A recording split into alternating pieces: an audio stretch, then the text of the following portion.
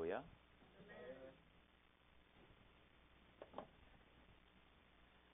La paix de notre Seigneur Jésus-Christ est avec vous. Et ce matin, j'ai sur mon cœur de vous communiquer la paix de Jésus. Hein? La paix de Jésus. Je rends grâce à Dieu ce matin pour notre sœur Danielle qui nous a partagé ces mots d'encouragement. Et c'est en étroite relation ou bien en accord avec mon message d'aujourd'hui, vraiment en étroite relation. Et donc, nous rendons grâce à Dieu pour ça. Il me semble que j'ai un feedback. C'est bon? C'est bon. Parfait. Donc, nous rendons grâce à Dieu pour tout ce qu'il a fait au milieu de nous. Je profite de cet instant pour, en mon nom personnel et au nom de ma famille, pour remercier Pasteur Jean Mamandouna et toute l'Église pour vos soutiens. Et je vous dis, ça a porté fruit, comme toujours. Dans Actes chapitre 12, la Bible dit que Hérode a pris Jean et il l'a mis en prison au point qu'il l'a tué par la suite. Mais lorsqu'il a mis la main sur Pierre, l'Église s'est réveillée. L'Église a dit non, on ne va pas laisser ça passer comme ça a été passé pour notre frère. Cette fois-ci, on a une stratégie. La stratégie est qu'on va défaire Hérode dans ses œuvres. Et l'Église s'est levée, s'est mise en prière. La Bible dit que et l'Église ne cessait pas.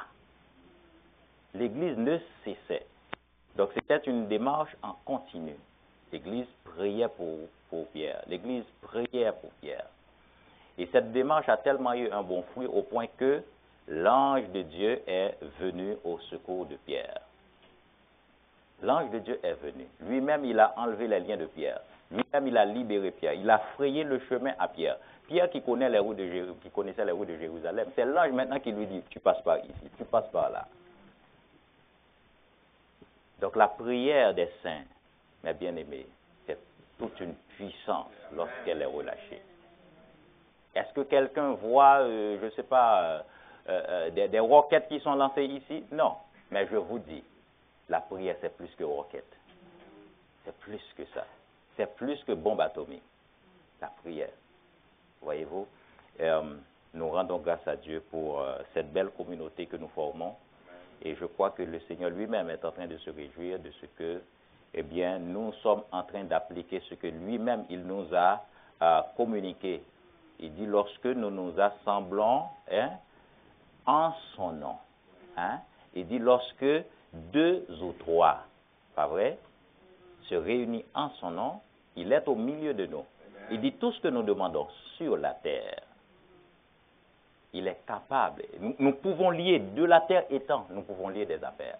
De la terre étant, nous avons un puissant Dieu qui sait répondre à nos prières. Amen. Et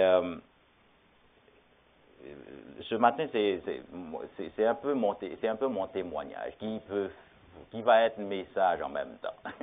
Mais je vais faire un mélange.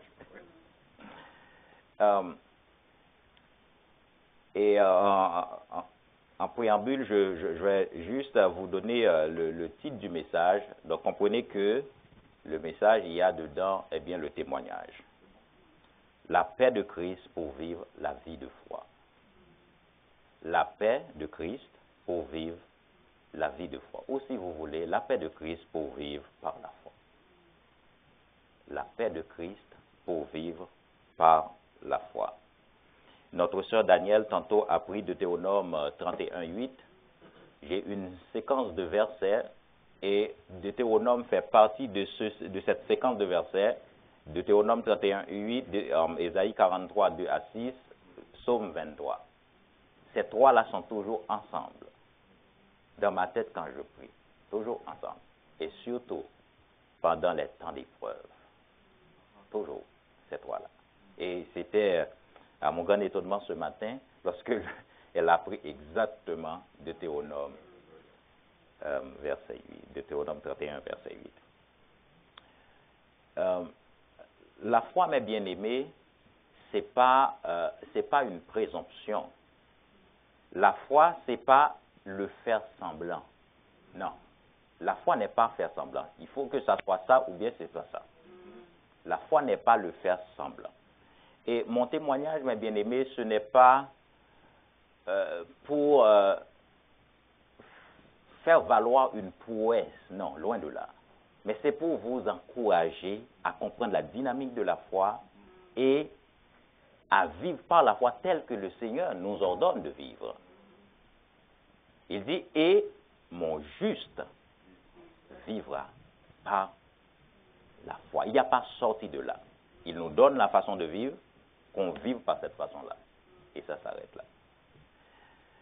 Et je disais à Pasteur Jean à un certain moment que lorsque mon père a eu cet accident, c'était comme le tremblement de terre de 2010 qu'on a vécu nous autres en Haïti. Ça m'a terrassé. Ça a terrassé les fondements de la famille. Pour la simple et bonne raison, on n'a pas vu venir ça. On n'a pas vu venir du tout, du tout. Et de deux, humainement parlant, on est tellement attaché à lui, fait en sorte que on l'a vu comme étant quelqu'un de vulnérable. Et donc, dans son état de vulnérabilité, on dit non, il ne mérite pas ça, humainement parlant. Et mon fils Dudley venait tout juste d'arriver de l'école quand il était à la maison. Puis il m'a fait pas mal de travaux, vraiment beaucoup de travaux à la maison. Et je comptais ça à quelques frères et sœurs. C'est la première fois que ma cour est dans un état de propreté pareil. La première fois depuis que j'habite à Lavaltrie. Le gars, en un mois et demi, il a tout mis en place. À ses 83 ans, avec ses 83 ans. Et donc, quand mon fils est revenu d'école, et puis ils se sont salués, des affaires comme ça, et puis quelque temps après, lui, il était au téléphone avec une de ses filles d'Haïti étant. Quelque temps après, il l'a vu, il a terminé son téléphone 3-4 minutes après, et puis mon garçon était dans la cuisine, il l'a vu s'appuyer sur le vaisselier. Et là, il a dit, grand-père, ça va? Il ne lui a pas répondu. Il dit, grand-père, ça va? Il ne lui a pas répondu. Alors, il s'est approché de lui, il a touché les épaules comme ça, grand-père, est-ce que ça va? Il n'a pas répondu. Bon, il l'a laissé, il avait son appareil de radio à côté de lui, alors Dudley s'est dit que peut-être il est attentionné aux nouvelles. Il l'a laissé tomber. Puis, quelque temps après, il l'a vu en train de descendre 2 petites marches pour se rendre à la salle de dîner.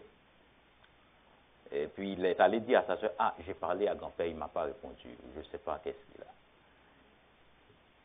Il est allé dans la salle de dîner, Dudley, pour voir qu'est-ce qu'il fait. Il s'est assis, et il s'est assis en penchant la tête comme ça. Mais des fois, il est en train le sommeil l'emporte, alors Dudley s'est dit, peut-être il est en train de dormir. Il l'a laissé. Quand il a fini de prendre son bain, lui, Dudley, il est revenu dans la salle de dîner à nouveau. C'est à ce moment qu'il l'a vu par terre. Donc, il m'a appelé. Moi, j'étais à quelques 5 minutes de la maison, en revenant du travail. Puis, j'accélère pour arriver le plus vite. Et quand je suis arrivé, je l'ai vu dans tous les états pas possibles. Et puis, paralysé du côté droit, muet complètement, les yeux fermés. Rien ne marche, sinon que son petit souffle qui continue. Après avoir prié, on a appelé l'ambulance et puis il est parti. Moi, j'étais juste à l'entrée de l'hôpital en train de faire son dossier, alors que le médecin envoyait l'une des ambulancières me venir me chercher, me disant que, écoute, le médecin veut te parler là. Bon, j'ai laissé, je suis parti. Arrivé auprès du médecin, le médecin m'a dit, écoute, ça là, il n'y a pas moyen de s'en sortir. Il n'y a pas moyen de s'en sortir. Un, ton père est vieux, 83 ans. À 83 ans, on ne s'en sort pas dans cette situation. Deux, les possibilités de faire certaines récupérations sont quasi inexistantes. Donc, là, on le met on essaie de le réanimer, mais on ne sait pas si on va y arriver. Puis, je dis, OK, c'est bon. quelque temps après, il m'a dit, est-ce que tu as de la famille ici? Je dis oui. Et puis il m'a dit, ok, bon, je vais vous laisser le temps de discuter un peu et puis voir si ça vaut la peine de continuer la réanimation.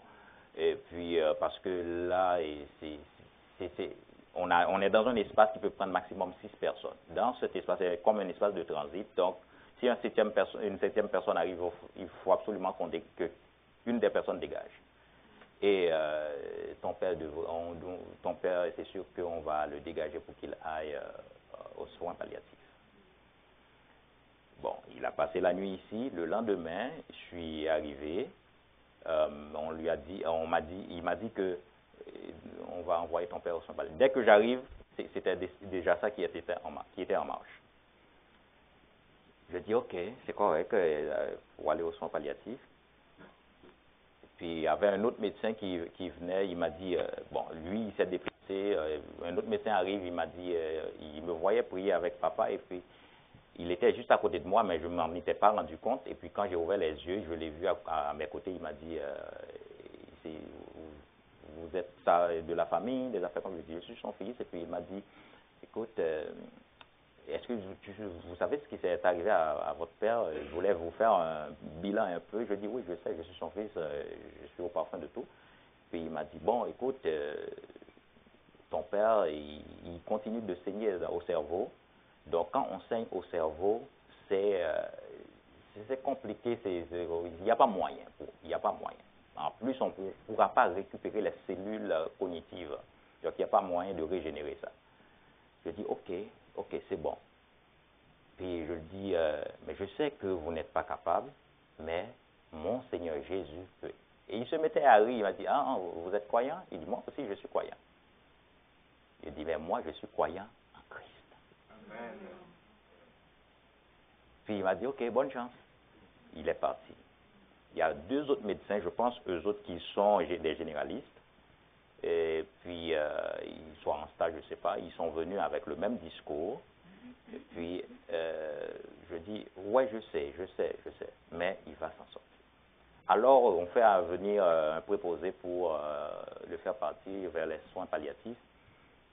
Et quand je suis dans le couloir avec le préposé, il est en train de m'encourager, me disant que, écoutez, c'est malheureux de voir ton père partir comme ça, moi j'ai eu ma mère, etc. Il m'a fait tout un tas d'histoires, et puis je dis, non, mon père va sortir des soins palliatifs. Il m'a regardé. Moi, je priais en langue tout dans le parcours. Il pensait que je parlais avec lui. Je dis, non, je ne te parle pas. Je dis, mon père va sortir des soins palliatifs. Il a gossi les yeux comme ça. Ton père va aux soins palliatifs. Il va sortir des soins palliatifs. Il va s'en sortir. Le 4e jour, il est sorti des soins palliatifs. Le premier jour que je suis allé aux soins palliatifs, il est sur le 3e jour qu'il n'a pas parlé. Et quand je suis arrivé le matin, je m'étais mis sur son côté droit, parce que c'est son côté droit qui ne fonctionnait pas. Puis je l'ai tapé à l'épaule, et puis j'ai mis la main sur sa tête en train de prier. Et subitement, il s'est retourné. Et c'est la première fois qu'il a bougé de par lui-même. Et il a ouvert les yeux. C'est alors que j'ai appelé l'infirmière, parce que leur cabine est juste en face de sa salle. Puis j'ai appelé l'infirmière, elle est venue, et après tout le reste, ils sont venus, et puis il a dit, ah, il s'est réveillé. Bon, ils commencent à prendre leurs affaires pour tester, vérifier des affaires comme ça. Il était vraiment éveillé, les yeux grandement ouverts. Bon, c'est déjà un point de départ. La semaine est écoulée, la semaine qui suit, il est sorti, alors le week-end, il est sorti des soins palliatifs pour aller au 5e étage. Au 5e étage, il commence à manger sans problème, alors qu'il ne mangeait pas. Manger sans problème. Et puis un beau jour, le 3e jour au 5e étage, le 3e jour, j'étais en train de lui donner à manger, il m'a attrapé la cuillère. Tout comme pour me dire que je suis capable. Il a attrapé la cuillère, il a commencé à manger avec sa main gauche alors qu'il est droitier. Et il mangeait avec une rapidité au point que je lui dis, il faut aller un peu doucement, sinon tu peux t'étouffer. Bon, il commençait. La 2e semaine, il a pogné l'influenza. là, je vous dis, c'était le chaos aux yeux de plus d'un. C'était le chaos. C'était vraiment cuit, fini. Moi, j'ai vu un gars abandonné, au point qu'on pouvait le voir au point du corps médical. Ils l'ont abandonné parce qu'un gars à 83 ans, dans un état pareil, il n'y a vraiment pas moyen de s'en sortir. Et moi, chaque jour, je me rendais à l'hôpital, je priais avec lui. J'étais comme un extraterrestre. Tout le monde me regardait un peu bizarre. Je dis, Seigneur, ne laisse pas ces choses me déstabiliser. Ma soeur disait quelque chose tantôt là, en parlant du découragement, les attitudes, des affaires comme ça. Donc, c'est ça le combat de la foi. Le combat de la foi. Les attitudes, les regards, les affaires comme ça. Au point qu'il y a un monsieur qui m'appelle pasteur. Chaque fois que je viens, il me dit, ah, le pasteur, vous êtes arrivé. Et il était la première personne qui m'a demandé de prier pour lui. C'était la première personne. J'ai prié pour les autres, mais lui, il s'est adressé à moi pour me dire de prier pour lui. Et j'ai pris le temps, à chaque fois que je me rendais là-bas, de prier pour les patients qui sont dans la même salle. Et donc, quand il a pogné l'influenza, il ne pouvait pas manger. C'est fini, puis. J'étais au travail, dans une réunion avec mon directeur, lorsque le médecin m'a appelé, il m'a dit, écoutez, M. Marcelin, je veux vous parler tout de suite, est-ce qu'il y a moyen? Et je dis oui. Mon téléphone était sur speaker, en présence de mon directeur, il a dit, écoute, ton père respire presque pas. Est-ce qu'on enlève l'appareil pour qu'il aille tranquillement? Ou bien on continue de laisser l'appareil et puis qu'il aille, qu'il puisse partir sans qu'il n'y ait pas de douleur. Je dis, madame, vous faites votre travail et mon Dieu fera le reste. Il dit, mais monsieur Marcelin, je vous dis que votre père est sur le point de partir. Je dis, madame, vous faites votre travail et mon Dieu, Jésus, fera le reste. Mon directeur m'a dit, mais Marcelin, ok, tu peux prendre tes bagages, je pars. Je dis, non, je ne pars pas. Je fais la journée de travail, je reste, parce que je sais en qui j'ai cru. Il ne sommeille ni ne dort. C'est pas moi qui vais le réveiller. C'est pas moi qui vais faire quelque chose. Le dossier est déjà pris en charge par un avocat. C'est pas moi qui vais vraiment plaider la cause. Donc le dossier est adressé. Et donc, je suis pas allé à Joliette, je suis resté au travail. Jusque l'après-midi, après mon boulot, je suis parti aller le voir. Je l'ai vu dans tous ses états, pas bouger, respirer légèrement. Et je me mettais à prier. Et puis, le deuxième jour avec l'influenza, on m'avait même dit de ne pas m'approcher de lui. Je me suis habillé, certes, j'ai mis les gants, tout ça, mais je me suis toujours approché de lui. Je tentais de lui donner à manger pour voir s'il peut prendre quelque chose, ne serait-ce qu'une cuillère. Et là, le troisième jour avec l'influenza, le quatrième jour, disons, avec l'influenza, il a balbutié. Depuis qu'il a cogné l'influenza, il n'a pas parlé. Il a balbutié. Je dis, est-ce que tu veux quelque chose? Et puis il m'a hoché la tête. Ok. Ce jour-là, je priais. Pendant que je priais, subitement, j'ai ouvert les yeux. Et quand j'ai ouvert les yeux, il y avait une affiche du haut de son lit qui écrivait dysphagie. Et ce terme médical ne me paraît pas familier. Je dis, dysphagie, c'est quoi ça? Puis, je continuais à prier. Ça me titille l'esprit. Une troisième fois, je dis non. J'ai fait sauter mon téléphone. J'ai tapé sur Google, c'est quoi? Dysphagie. Et j'ai vu que c'est une incapacité de parler des affaires comme ça. J'ai dit, ah, ça veut dire qu'il est dans cet état-là qu'il ne va pas pouvoir parler. Et le Seigneur m'a montré que ça, c'est aussi un point de combat. Il faut viser ça. dès que j'ai fini de prier avec lui, le médecin est venu. C'est la première fois que je vais rencontrer ce deuxième médecin qui l'a pris en charge au 5e étage. Et il commence par ça pour me dire que mon père ne va plus parler. Parce que la partie qui doit actionner son langage, c'est là qu'il a fait le choc.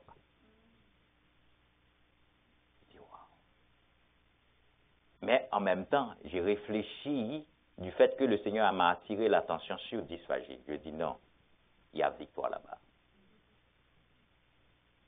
Et on continuait de prier, tout comme vous autres, on continuait de prier. Le 6e jour, après l'influenza, subitement, on a vu un bond. Il a fait un bond.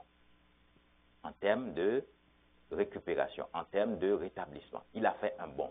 Je l'ai vu bouger de son lit, du lit de par lui-même.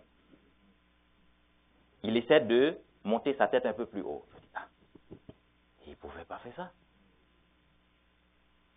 Le 7e jour, il m'a fait signe de lui donner la main pour qu'il puisse s'asseoir. Je l'ai soutenu pour qu'il puisse s'asseoir sur le lit. 2 jours après, il s'assit tout seul sur le lit.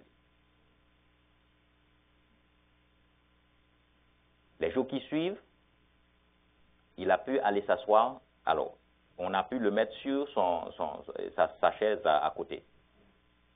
Et il commençait à manger avec sa main gauche, tout seul.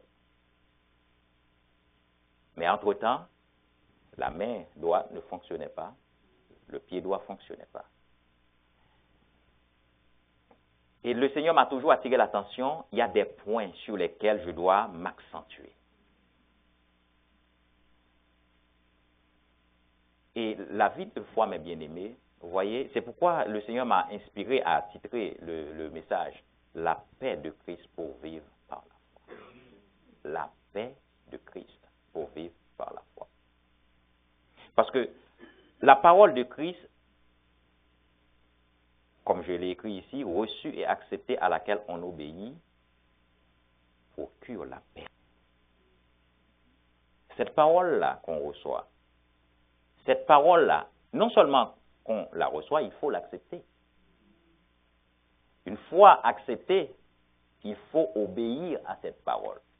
Parce que c'est l'obéissance à cette parole qui va nous porter à poser des actions. Si tu n'obéis pas à cette parole, la certitude n'est pas là, la garantie n'est pas là, l'assurance n'est pas là. Et donc, ce qu'on appelle assurance dans la définition de la foi, là, c'est la paix qu'on a. C'est parce que j'ai la paix qui fait en sorte que je peux prendre le prochain pas. C'est la paix qui sert de garantie. C'est la paix qui donne l'assurance. Vous voyez, on nous parle de paix dans le monde.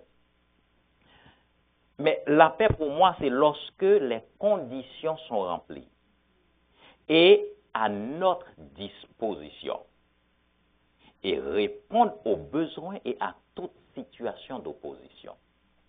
La paix, c'est lorsque les conditions sont remplies et ces conditions-là sont à notre disposition. Ces conditions-là répondent aussi aux besoins et à toute situation d'opposition. Lorsque ces conditions qui sont remplies là, je les ai à ma disposition et que je sache qu'elles répondent aux besoins ou à toute forme d'opposition, ça c'est ma paix. Ça me procure la paix. Ça c'est la paix. Et c'est pourquoi la paix dans le monde ne fonctionne pas. Parce que ce qu'ils prétendent avoir ne répond pas aux besoins. Ce qu'ils prétendent avoir ne répondent pas aux situations d'opposition. C'est-à-dire que l'opposition n'a même pas le temps de surgir, que la réponse est déjà là. C'est pourquoi il y a la paix. Tu as la quiétude lorsque, dans ton état de pensée, c'est fait. Même si, visiblement, c'est le contraire. Mais ton état de pensée Et c'est pourquoi la foi est définie comme ce qui suit selon Hébreu. C'est une ferme assurance. Hébreu 11.1. Des choses qu'on espère. Une démonstration de celles qu'on ne voit pas. Une ferme assurance. C'est la paix qui est cette assurance-là. C'est la paix que tu as. Une ferme assurance. Des choses qu'on espère. Des choses qu'on espère. Une démonstration de celles. Que sont celles-là? Les choses qu'on espère. Ces choses qu'on espère est démontrées. Ces choses-là sont démontrées. Des choses qu'on espère. Une démonstration de celles qu'on ne voit pas. On ne les voit pas physiquement. Ce que tu espères vivre là, ce que j'espère voir pour mon père, je ne l'ai pas vu physiquement parce que j'ai vu un gars alité dans tous ses états anormaux. Mais j'ai pu le capter dans la dimension spirituelle. La démonstration m'a été faite. Je l'ai vu. Et c'est pourquoi le langage des médecins ne collait pas à mon langage. Je disais à Pasteur, mon plus grand problème, la partie la plus rude de l'épreuve, c'était ça, communiquer avec les médecins, ou bien le corps médical. Parce qu'on ne parlait pas la même chose. Moi, je suis dans un autre monde, eux, ils sont dans quelque chose d'autre. C'était là le véritable problème pour moi. Mais bon, c'était le combat de la foi. C'était le combat de la foi. Jésus dit dans Jean 14, 27, « Je vous laisse la paix. Je vous donne ma paix. Je ne vous la donne pas comme le monde donne. Que votre cœur ne se trouble point et ne s'alarme point. Je vous laisse la paix. Je vous laisse la paix. Je vous donne ma paix. » Donc si on s'approprie de la paix de Christ, mes bien-aimés, si on s'approprie de la paix de Christ, notre sœur Daniel a dit quelque chose tantôt. Il a dit, Dieu nous tient par la main pendant toute l'épreuve. Il nous tient par la main. Mais c'est lorsque tu as ça en arrière de ta tête que Dieu me tient par la main qui me procure la paix. C'est de là que ma paix vient. Parce que je sais que je ne suis pas seul. Je ne suis pas seul. Et dans toute cette saga-là, mes bien-aimés, au sujet de mon père, je disais une chose à Dieu. Qu'il ne parte pas de la terre sans qu'il n'ait reçu le salut. Pour le reste, fais ce que tu veux. Mais je veux que le nom de Jésus-Christ soit glorifié. La seule chose que j'ai besoin, il a Christ aujourd'hui, il peut partir dans les secondes qui suivent. Je ne veux pas arriver au ciel que le Seigneur me dise, lui, il était à tes côtés, dans ton entourage. Non. Et vous savez, l'accident lui est arrivé mercredi. Mardi soir, c'est la dernière discussion, échange qu'on a eu avec lui, Caroline et moi. La dernière. On est en train de lui... Parce que mon père, certes, est élevé dans l'environnement de l'Église. Épiscopal, bien entendu. Mais moi, en tant que son fils, je n'ai pas la garantie qu'il a le salut. Je n'ai pas cette garantie-là. Parce que je sais qu'il y a une façon d'avoir le salut, Romains 10, 9 et 10. Donc, je ne sais pas s'il a passé par ce processus. Alors, puisque je suis encore en vie et qu'il l'est aussi, je veux m'assurer que cela lui est communiqué correctement. Et c'est cet échange qu'on a eu mardi soir, avant qu'il aille dormir, nous autres également, et que le lendemain, il va avoir cet accident qui l'aurait pu, retrancher. Il y a un ensemble de choses qui concourent à ces choses. Mais bon, le Seigneur l'a rétabli aujourd'hui. Ses parties sont restaurées. Il parle correctement. La partie doit être restaurée. Sa main, ses pieds, il marche correctement. Il marche correctement. Quand on quittait l'hôpital, les infirmières étaient là, le corps médical. Écoutez, moi je vous dis, mon père a laissé une empreinte de Christ là-bas, au 3e étage, au 5e étage, et notamment ICU, soins palliatifs. Et le corps médical était là, en train de... Il y a une infirmière et le médecin qui me remettait ses affaires le jour qu'on quittait. Ton père ne cesse de nous étonner. Je dis non, c'est pas lui. Jésus-Christ vous a étonné. Lui-même, il ne pouvait pas céder, il ne pouvait pas céder. S'il pouvait céder, il n'allait pas venir à l'hôpital. C'est Jésus-Christ. C'est Jésus-Christ. Et il y a quelqu'un qui m'avait dit, ah, je sais que ton père est un homme fort depuis longtemps. Je dis non, ça n'a rien à voir la force de mon père. Je ne vais pas donner la gloire de Christ à mon père. C'est Jésus qui a volé à son secours. C'est Jésus-Christ. Lisez avec moi, mes bien-aimés, Psaume 46. C'est vraiment ça le texte de mon message. On va passer à pieds joints. Psaume 46.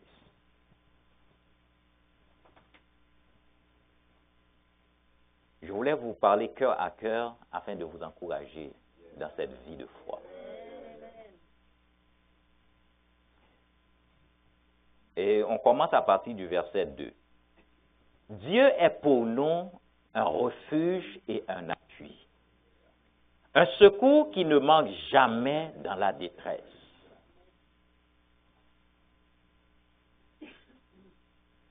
Dieu est pour nous un refuge et un appui. Un secours qui ne manque jamais dans la détresse. Mon frère, ma soeur, je ne sais pas qu'est-ce que ça veut dire pour vous. Ça là, je ne sais pas. C'est un secours qui ne manque jamais. Est-ce qu'il y aura une détresse dans laquelle tu vas te trouver ou est-ce que le Seigneur va briller par son absence?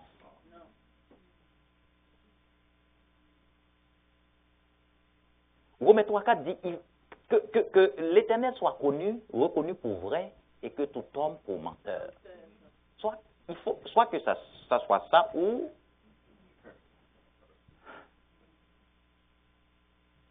Alors chaque fois que je regarde la situation, tu es un refuge et un appui. Un secours qui ne manque jamais dans la détresse. Est-ce qu'il n'y a pas de détresse? Oh, oui, je vous avais dit que ce n'est pas le faire semblant. Il y a détresse, certes. Il y a détresse. Je suis en plein détresse. Je suis pleinement dedans. Détresse. Mais il y a une chose qui ne peut pas départir de moi. C'est que il est un secours qui ne manque jamais dans la détresse. Donc je ne vais pas laisser mes 5 sens me donner un portrait de la situation. Non. Je capte la réalité spirituellement parlant. Je ne vais pas laisser mes 5 sens me diriger. Non.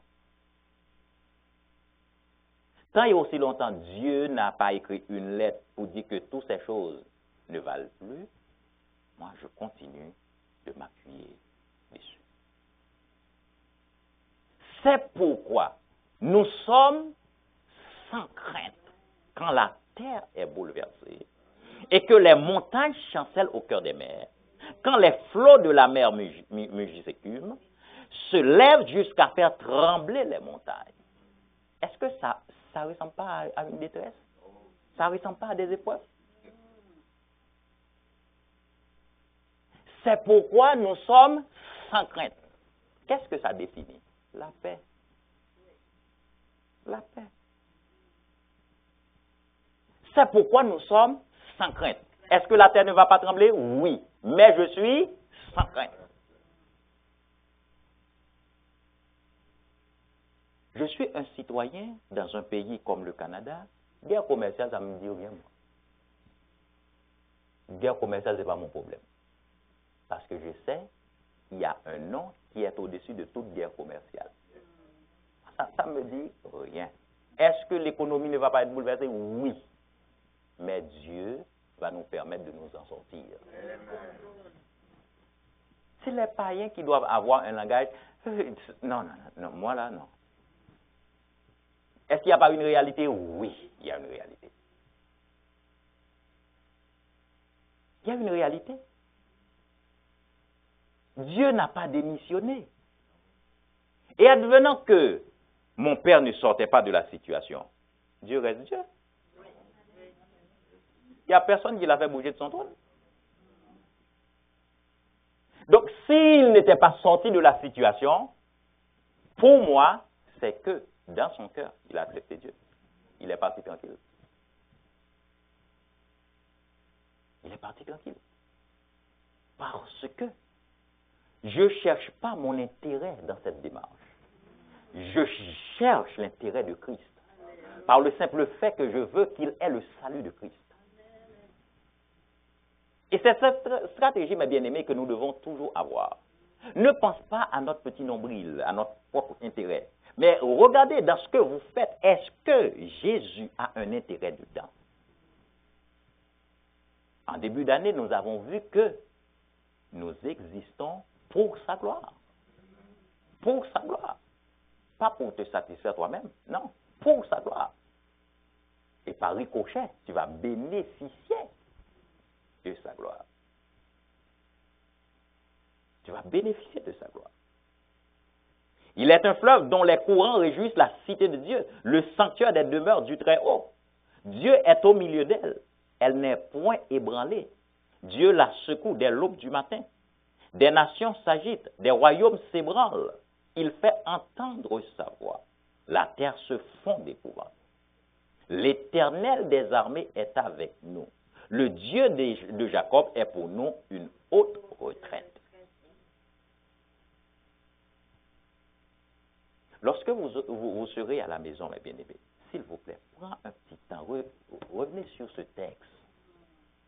Mange ce texte de par vous-même. Prenez ce texte. Asseyez-vous tranquillement, sans se faire déranger. Asseyez-vous, toi et Dieu. Je sais que vous êtes familier, mais vous allez découvrir de nouvelles choses dans ce texte. Il est un refuge. À moins que vous n'ayez jamais de détresse. À moins que vous n'en aurez jamais. Mais je vous dis, tant et aussi longtemps qu'on est sur cette terre, on en aura. On en aura. Mais le Seigneur nous donne une porte de sortie. Il dit, je suis avec vous tous les jours. Jusqu'à la fin du monde. Et dans Ésaïe 43, je vous ai cité tantôt, Ésaïe 43. Dans Ésaïe 43, regardez ce qu'il a dit. Verset 2. Si tu traverses les eaux, je serai avec toi. Est-ce que je n'étais pas dans les eaux? Oui, j'étais dans les eaux. Et les fleuves, parce que quand je suis dans les eaux, le résultat est que, normalement, les fleuves devraient me submerger. Mais il ajoute pour dire que, et les fleuves, ils ne me submergeront point. Étant dans les eaux, je devais avoir peur. Mais il me dit, je te donne la garantie, même si tu es du fond des eaux, elles ne te submergeront point. Donc pour moi, quand j'ai vu la situation dans ma tête, elle est passagère. Elle est passagère. C'est une question de temps. C'est une question de temps. Frère, ma soeur, moi je suis accro à ces choses-là. Je suis accro. Je suis juste malade de ça. Je n'ai pas besoin de savoir. Ça là,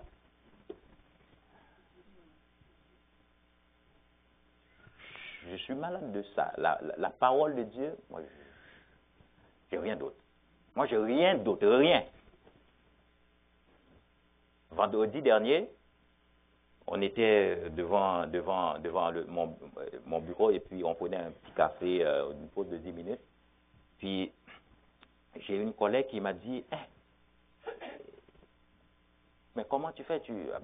J'étais en télétravail 2 jours ou 3 jours, puis il m'a dit, mais c'est beaucoup pour toi, Marcelin, laver ton père, donner à manger à ton père. Je dis, non, je ne lave pas mon père, je ne lui donne pas à manger. Il mange, il se lave lui-même. Il dit, mais non, mais ton père, non. Il fait ces choses. Il dit, mais ça c'est un miracle. Il dit, effectivement, Jésus-Christ a fait un miracle. Oui, c'est un miracle. Et je vous dis, c'est un païen qui est en train de parler. Elle reconnaît que c'est un miracle.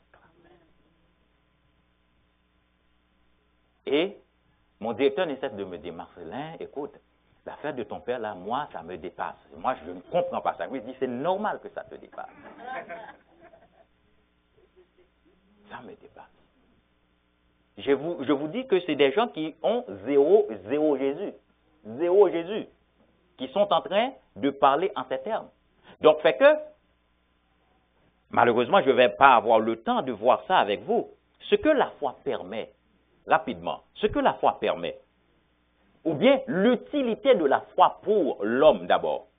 Parce que la foi a aussi une utilité pour Dieu. Ah oui, l'utilité de la foi pour l'homme. Et j'articule ça comme ça. La foi permet 2 choses essentiellement pour l'homme. La foi permet d'obtenir de Dieu. Hébreux 1er, 11, verset 1er.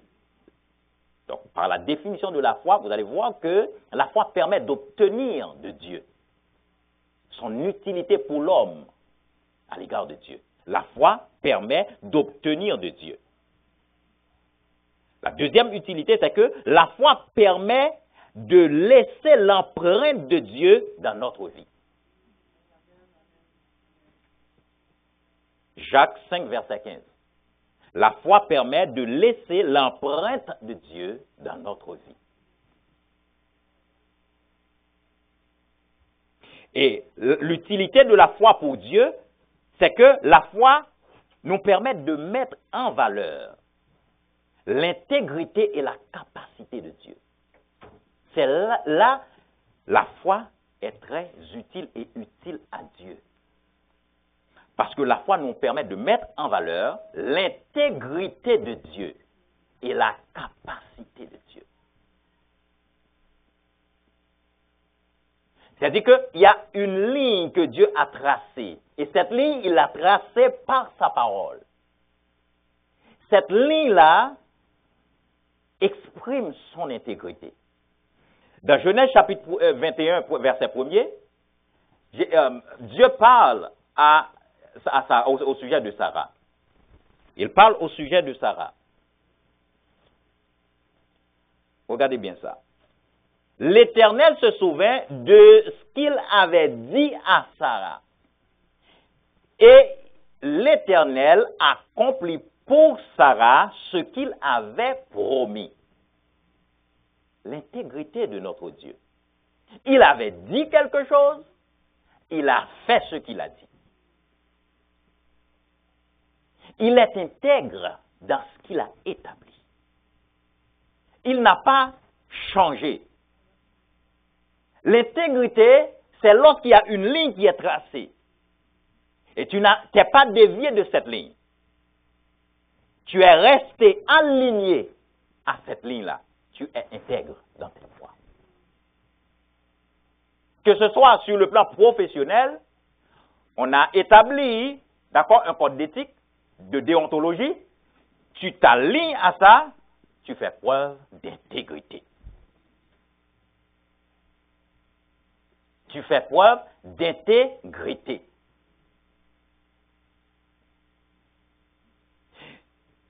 Et puisque Dieu a réalisé, a accompli ce qu'il a dit, donc ça nous démontre la capacité de Dieu lorsqu'il dit quelque chose. C'est parce que je sais que si je me tiens à côté de Phénel, il va me protéger, qui fait en sorte que quand quelqu'un vient me menacer, je n'ai pas peur. Parce que je crois en sa capacité. Parce que je l'ai déjà vu agir contre d'autres obstacles. Je voulais illustrer ça comme ça. Alors Dieu, c'est comme ça. Il a déjà fait des choses. Il a déjà fait des choses dans ma vie, dans ta vie. Il peut le faire encore. Il peut le faire encore. Il est intègre dans sa parole et il a capacité d'agir, d'accomplir ce qu'il a précédemment dit. Il est capable. Et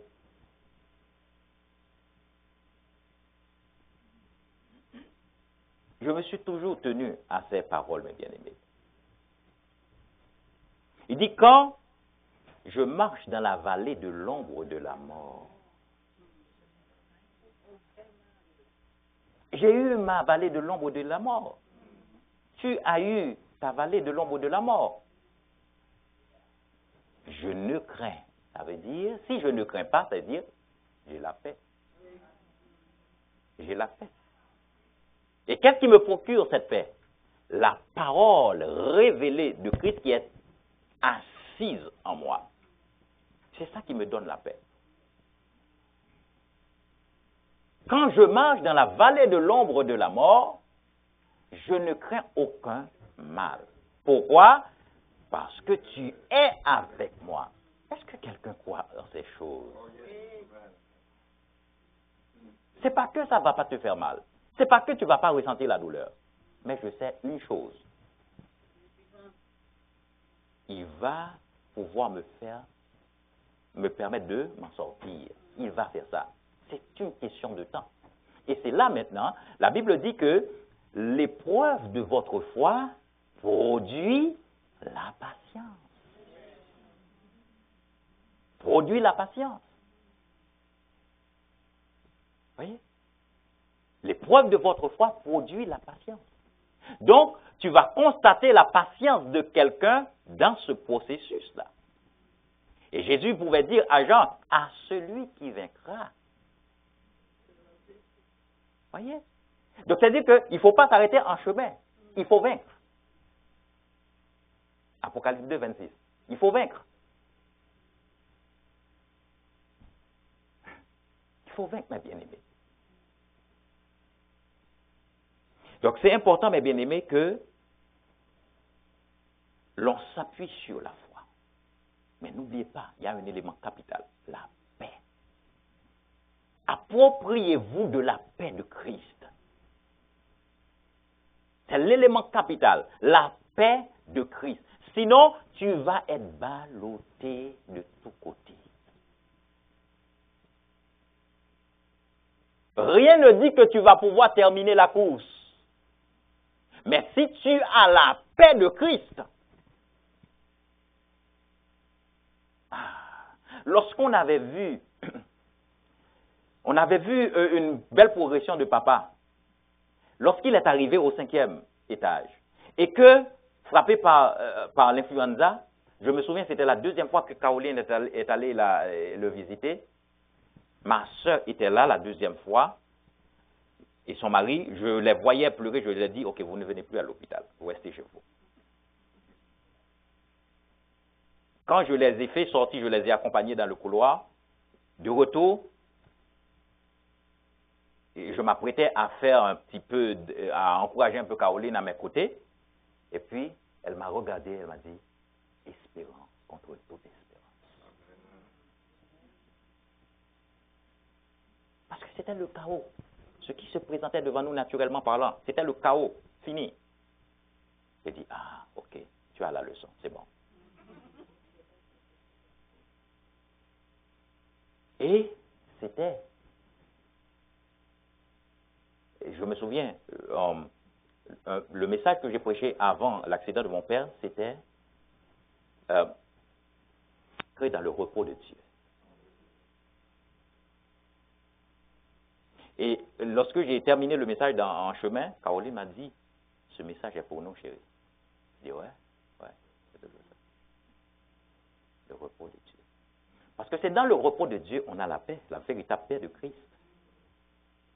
Dans le repos de Dieu. C'est parce que tu as la paix de Christ qui fait en sorte que tu es dans le repos.